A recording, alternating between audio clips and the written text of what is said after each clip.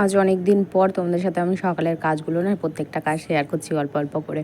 অনেক দিন হয়ে গেল তোমাদের সাথে কাজ শেয়ার করি। ফার্স্ট যখন আমি ব্লগ দিই প্রথম প্রায় 1 বছর আমি তোমার ধরো যে ঘরের কাজকর্ম সমস্ত কিছু রেগুলার মানে সকাল থেকে যা হয়ে থাকে রাত পর্যন্ত দিয়ে আসতাম। তো এখন একটু একটু করে না বন্ধ করে দিয়েছি যে একই জিনিস কি দেবো, একটু গল্প দিই, একটু রান্না দিই, একটু হাঁটা চলা দিই, এগুলো সমস্ত দিচ্ছি। একটু মাঝে মধ্যে এই সমস্ত জিনিস দিলেও ভালো লাগে, তাই না? যে কে কীভাবে সকালটা শুরু করে। আরও তো তোমরা দেখো আরও জনার ফ্যামিলি, এই যে কে সকালবেলা কোন কাজটা শুরু করে, কেমনভাবে শুরু করে। তো আমার প্রতিদিনের কাজ একবার ভাবছি একদম রুটিন, যেটা রুটিন আমার একদম ঘুম থেকে ওঠার রুটিন থেকে শুরু করে রাত পর্যন্ত ভাবছি একদম টানা শেয়ার করব। দেখা যাক কবে করতে পারি। কেননা ঘুম থেকে উঠে আমি ফ্রেশ হই, একটু হাঁটাহাঁটি করি ছাদে। এখন ছাদ আছে তাই হাঁটাহাঁটি করছি, যখন থাকবে না তখন আর করতে পারবো না হাঁটাহাঁটি। তারপরে চা বসাই, চা খাই, চা খাওয়ার পর একটু ফোন, প্রায় 1 ঘন্টা। যেদিন দেখি যে খুব কাজ আছে সেদিন আধ ঘন্টা, যেদিন কাজ থাকে সেদিন 1 ঘন্টা, কোনো কথাই নেই। ফোন দেখে সময় পার করি। জোটোকে খাওয়ানো, একসাথে তো খাবার নিয়ে নিই, তোমরা জানোই। তো নাও, এদিকে জলের বোতল ভরে নিলাম। এখন সারাদিন জলের বোতল এদিক ওদিক গড়াগড়ি দেবে, জানো না তোমরা। একটা জলের বোতল খাবো, ঘরে থাকবে, আবার রান্নাঘরে আসবো, একটা বোতল হাতের সামনে পাবো, খাবো, আবার ঘরে চলে যাবে, এই হবে। আর খালি খালি জলের বোতল পড়ে থাকবে।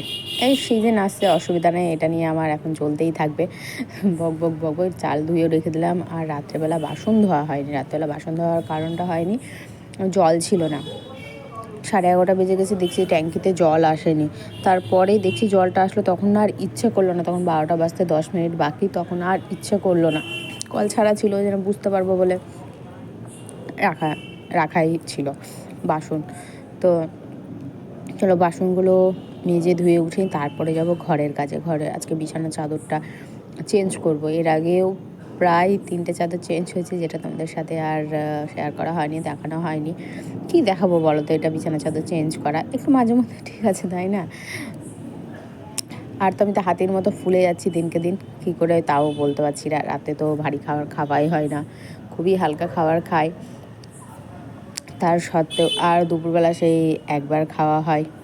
দুপুর তো ওটাকে বলা যায় না, বিকেলই বলা চলে, 3টে থেকে 4টের মধ্যে। সন্ধ্যার সময় কিছু খাওয়া হয় না, জাস্ট এখন কিছুদিন ধরে চা খাচ্ছি আমি, যেহেতু প্রতিনিয়ত চা করছি কি, তো ওই চাটাই খাওয়া হয়ে যাচ্ছে, একটা নেশায় পরিণত বলতে পারো। যেমন আজকের দিনটাতে কি, আজকে তো নয়, আগের দিন কি হয়েছে, চা খাইনি আমি, যে খাবো না। এবার এত মাথা ধরেছে, মানে মাথা ধরার কারণটা আমি কোনো রকমভাবে খুঁজে পাচ্ছিলাম না। তারপরে হুট করে মাথাতে আসলে চা খেয়ে দেখি, তখন না টানা কয়দিন আমার চা খাওয়া হয়েছে, প্রায় 15 দিনের উপরে চা খাওয়া হয়েছে টানা সন্ধ্যেবেলাতে। চা খেলাম, তারপর দেখছি মাথাটা কমলো। তাহলে একটা নেশা পরিণত, আমাকে এটা বন্ধ করতে হবে। সকালে একবার চা খেই, সেটাই ভালো আছি। জায়গাটা পরিষ্কার করলাম, আর চায়ের বাসনটা থাক, অসুবিধা নেই, ওটা পরে মাজা ঘষা যাবে, কারণ আরও তো বাসন জমা হবে রান্নার। আর এদিকে জোটো বসেছিল, জোটোকে উঠালাম, উঠলো, এখনও বেলকানিতে ঘুরঘুর করবে। বেলকানি আসবে আর ঘরের গেটে আসবে, দেখবে যে আমার হয়েছে কিনা। আর নিচে যে বিছানাটা পাতা আছে ওখানে গিয়ে বসে থাকবে। এখন ভালোই জায়গা হয়ে গেছে, ঘুরে ফিরে দেখে যে আমার বিছানার কাজ হয়নি, তখন ওই বিছানাতে গিয়ে বসে থাকে চুপচাপ। আর কত ধুলো দেখো, যে গদিটা ছিল গদিটা একেবারে বসে গেছে, আগে কত ফোলা ছিল, আর বাড়তে বাড়তে অনেকটাই বেড়ে গেছে।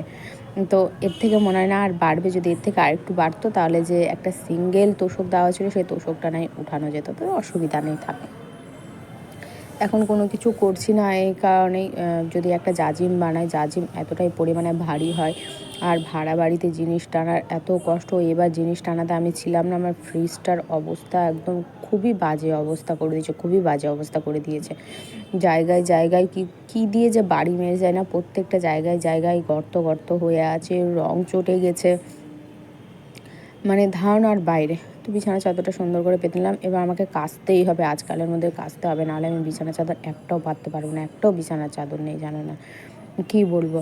তো এখন রান্নার পালা, এখন রান্নাটা সেরে নিই। চলো তোমাদের সামনে আসি, ও গেছে বাজার, কি নিয়ে আসে দেখি। Welcome back to my channel. নতুন ব্লগে তোমাদেরকে অনেক ভালোবাসা দিয়ে স্বাগত জানালাম।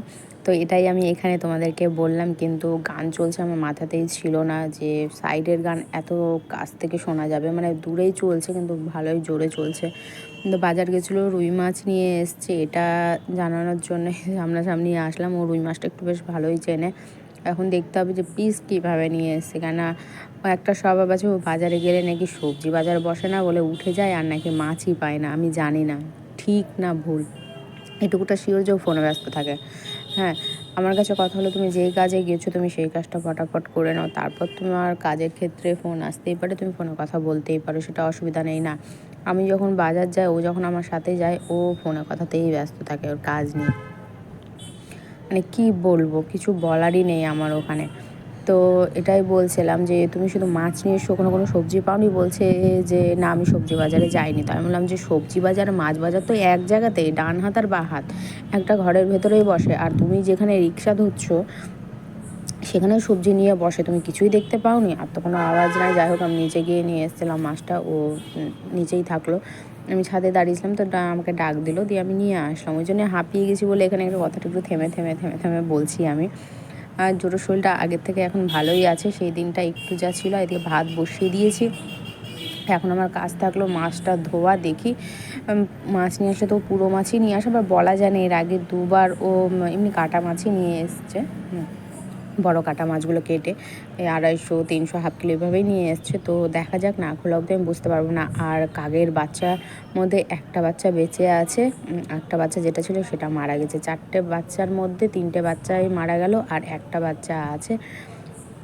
আমার এত খারাপ লাগলো, প্রতিদিন আমি যাই দেখতে, ওদেরকে দেখা করতে যাই, তো খুবই খারাপ লাগলো। একদম রাস্তায় রোডে পড়ে আছে বাচ্চাটা, আর মনে হয় কোনো কারণবশত পড়ে গেছে নিচের রোডে। আর এসছি খাবার চাইতে, এখানে কিন্তু খাবার দেওয়া হয়ে গেছে, বিস্কিট দিয়েছি সামসিটা। বিস্কিটটা হালকা করে জলের মধ্যে দিয়ে সামসেটে ফেলি তো বসে যায়, আর ঢাল সামসেট তো, নালে নিচে পড়ে যায়। তো সেটাকে দেখে এবার মন খারাপ হয়নি, যার যতদিন আয়ু সে ততদিনই বাঁচবে, এটাই স্বাভাবিক ক্ষেত্রে। এত কতগুলো জমেছে, এটাই দেখালাম তোমাদেরকে, অনেক জমে গেছে, সেগুলোকে আমাকে কিছু উঠাতেই হবে, এরপর নাহলে আমার রেহাই নেই, আমারই কষ্ট এত কাছাকাছি। আর ফ্রন্ট ক্যামেরা তো খুবই বাজে যাচ্ছে, তাই ফ্রন্ট ক্যামেরা আমার মুখ চোখের অবস্থা দেখেছো, মনে হচ্ছে না কত মুখের মধ্যে দাগ, কত কি, একেবারেই কিছুই নেই এখন, আগের থেকে অনেকটা বেটার আছে আমার মুখ, কিন্তু ফ্রন্ট ক্যামেরাতে এত বাজে লাগছে যে কী বলবো।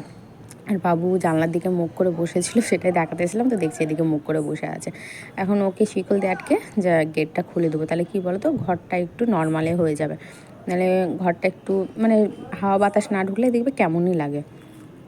আর মাছের পিস করে নিয়ে এসছে, দেখো কি বলবো তোমাদেরকে, মানে কিছু আমার বলার নেই। এখানে আমাকে সম্পূর্ণ সবটা মাছই করতে হচ্ছে, সবটা মাছ করতে হবে। আর মাথা যা আছে, মাথাটা ভাবছি যে কালকে যে লাউ আছে, খালি চাল কুমড়ো মুখে আসছে, মানে ওইভাবেই কুচোনো হয়েছে, তো তো সেটা দিয়ে ভাবছি একটু নাড়াচাড়া করে নেব। আর মাছের পিস দেখে আমার মাথা হয়ে গেছে গরম। সে হতেই পারে এক একদিন ছোটো পিস, কিন্তু আমার কাছে কথা হলো যে যখনই নিয়ে আসে তখনই ছোটো পিস কী করে হয়? আমি যখন নিয়ে আসি তখন তো মাছের পিস ছোটো হয় না, খারাপ হয় না, কারণ হয়তো ফোন ছিল। তো মাছ ভালো আছে, মাছ একদম পুরো তাজা টাটকা মাছ, দেখে তোমরা বুঝতে পারছো। আমি তো হাতে নিয়ে আর ভাজাতেই বুঝতে পেরেছি পুরো টাটকা ফ্রেশ মাছ আছে। এখন কিছু করার নেই, সবটাই করে নেবো, দুটো করে নেবো। আমার দ্বারা এই ছোটো মাছেরই বাপরে হয় না। দেখো, সবার সমান নয় পছন্দ, অপছন্দ, পছন্দ, খাওয়া দাওয়া সমান হয় না। তারপরে যাদের যেটা মানে পোশাক পরার থাকে তাদের সমান হয় না, কুর্তি, চুড়িদার, জিন্স, সবার আলাদা আলাদা একটা পছন্দ থাকে।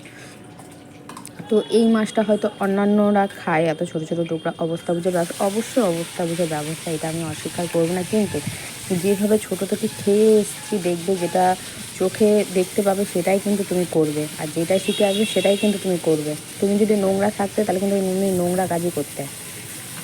কথাতেই আছে, যেমন শিখবে তেমনই যা দেখবে তাই শিখবে।